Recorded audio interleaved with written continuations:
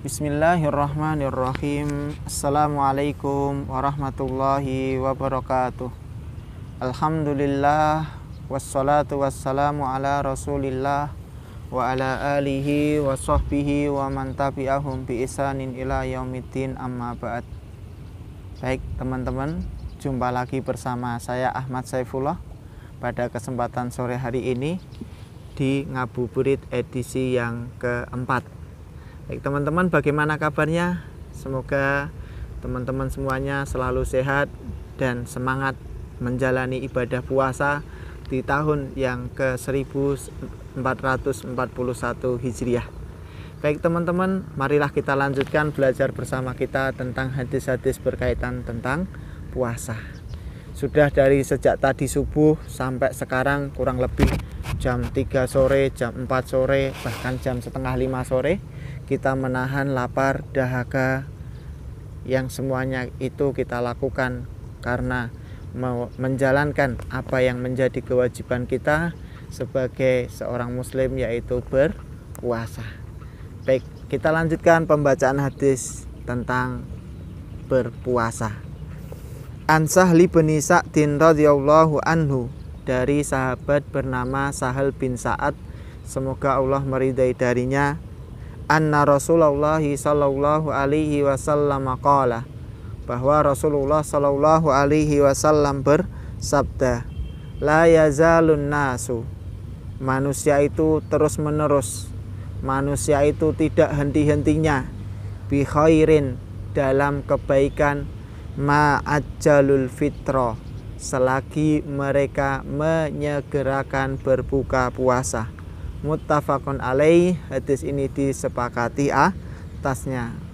Walid Tirmidzi, dan riwayat milik Imam At-Tirmidzi, min hadis Abi Hurairah, dari hadisnya Abu Hurairah radhiyallahu anhu, semoga Allah meridai darinya, anin Nabi sallallahu alaihi wasallam, dari Nabi sallallahu alaihi wasallam, qala, beliau bersabda, qala Allahu azza wa jalla, Allah azza wa jalla berkalam, ahabbu ibadi, yang paling tercintai di antara para hamba-hambaku, ilayya, kepadaku, ajaluhum fitron, yang paling menyegerakan di antara mereka untuk berbuka puasa. Jadi dari hadis ini tadi diambil kesimpulan oleh Rasulullah, oleh para ulama, bahwa kedua hadis ini menjadi dalil disunahkannya untuk menyegerakan buka puasa. Jadi ketika kita sudah mendengarkan adzan sholat maghrib, maka mari kita segerakan untuk berbuka puasa, untuk mendapatkan kecintaan Allah Subhanahu wa ta'ala. Kalau kita ingin bahwa Allah mencintai kita, maka ketika sudah masuk waktu sholat maghrib, ketika sudah mendengar adzan sholat maghrib, mari kita segera untuk berbuka puasa. Baik, kita lanjutkan di hadis yang kedua. Kalau dua hadis yang pertama tadi berisi tentang berbuka puasa, maka hadis yang ketiga ini adalah berisi tentang sahur.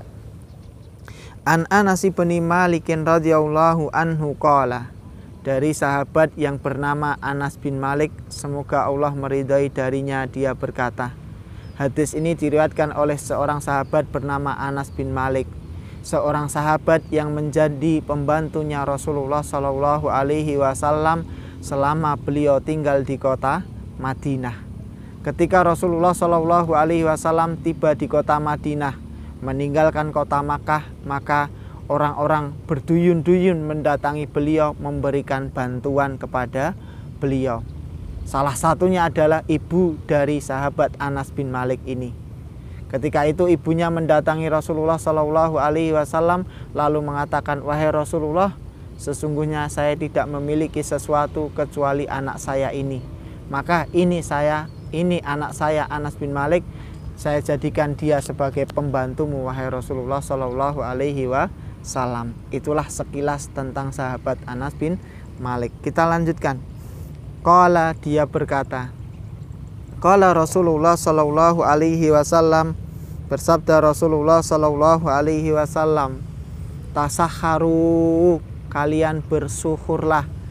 Fa inna fis sahuri, karena di dalam suhur barokatan, ada keberkahan.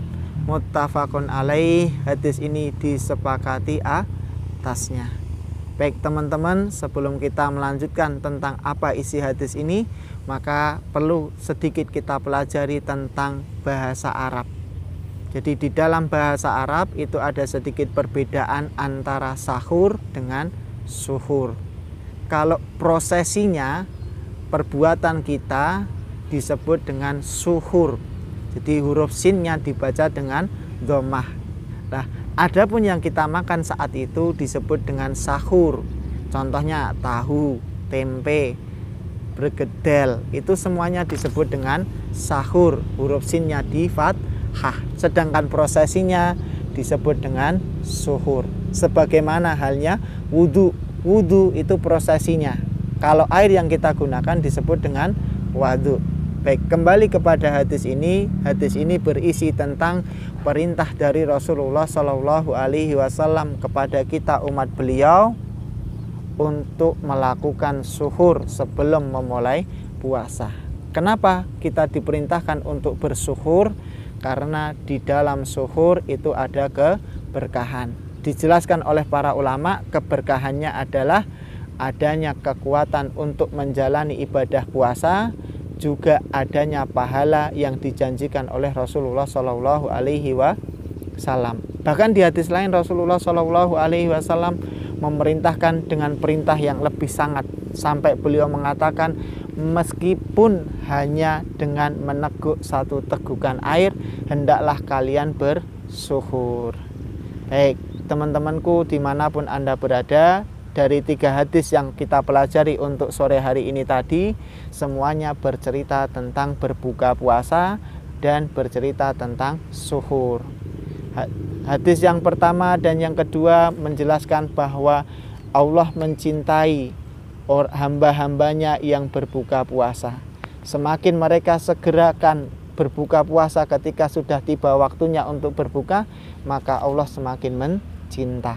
Kemudian di hadis yang ketiga dijelaskan perintah dari Rasulullah Shallallahu Alaihi Wasallam kepada kita selaku umat beliau untuk bersuhur meskipun hanya dengan meneguk satu tegukan air. Baik teman-teman, mungkin itu yang kita pelajari pada kesempatan sore hari ini. Semoga bisa difahami dan bermanfaat buat kita semuanya. Subhanakallahumma wa bihamdika asyhadu alla ilaha illa anta astaghfiruka wa atubu ilaik. Assalamualaikum warahmatullahi wabarakatuh.